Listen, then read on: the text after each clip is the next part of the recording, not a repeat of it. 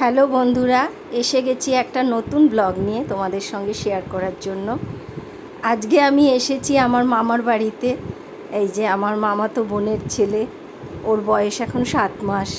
তো ওকে দেখতেই আজকে আমি এসেছি, তাই ওর সমস্ত অ্যাক্টিভিটিস এই সমস্ত নিয়ে একটা ছোট্ট ব্লগ তোমাদের সঙ্গে আমি শেয়ার করব। এই যে এসে গেছি মামার বাড়িতে, আর ইনি এখন খেলা করছেন। তার স্নান টান সমস্ত হয়ে গেছে। এই বয়সের বাচ্চাদের অ্যাক্টিভিটিস দেখতে সত্যিই খুব ভালো লাগে, এত সুন্দর লাগছে। এই যে চান করে এখন তিনি খাওয়া দাওয়া করছেন, আমার বোন মানে ওর মা ওকে খাইয়ে দিচ্ছে। আর ওর চোখ শুধু আমার মোবাইলের দিকে, কি বুঝছে কে জানে। আর হাসি, কি খুব হাসি, কোনো চেনা অচেনা নেই, আমার কোলে এসে খুব খেলেছে। এই যে তিনি এখন দুধ খাচ্ছেন। এই সমস্ত নিয়েই তোমাদের সঙ্গে আজকে পুরো ব্লগটা ভাবলাম শেয়ার করি। ওর অ্যাক্টিভিটিসগুলো এত সুন্দর। এই যে দুটো দাঁত বেরিয়েছে নিচে, আর যা পাচ্ছে তাই চিবোচ্ছে। এই সময় বলে বাচ্চাদের এই সময়টা নাকি যা পায় তাই চিবোয়, তা ও তাই করছে। এই যে খাওয়া দাওয়া হয়ে গেছে, এবার আমি তোমাদের আমার মামার বাড়ির ঠাকুর ঘরটা একটু দেখাই। এই যে ঠাকুরের সিংহাসন, গোপাল আছে, আর অনেক ঠাকুরই আছে। মামি পুজো টুজো দিয়ে নিয়েছে, তোমাদেরকে একটু ঘুরিয়ে ঘুরিয়ে দেখালাম। এই যে এটা আর একটা ঘর,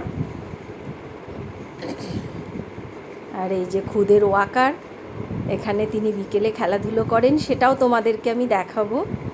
এই যে তিনি এখন খাওয়া দাওয়া করে একটু ঘুমিয়েছেন, এই ফাঁকে আমরা একটু খেয়ে নেব।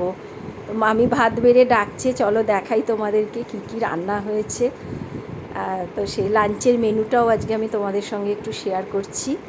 এই যে ভাত, পটল ভাজা, গোল গোল করে আলু ভাজা, এই যে পাতলা মুসুর ডাল লেবু পাতা দিয়ে, যেটা ভীষণ ভালো হয়েছিল খেতে, চিংড়ি মাছ সর্ষে দিয়ে, আর চিকেন কষা আর চাটনি। এই যে আমার ছেলে খেতে বসে গেছে। লেবু পাতা দিয়ে ডালটা মামি খুব সুন্দর করেছিল, সঙ্গে ওই আলু ভাজা আর পটল ভাজা দিয়ে খেতে সত্যিই খুব ভালো লাগছিল। আর এই যে বিকেলে ঘুম থেকে উঠে তিনি খেলাধুলো করছেন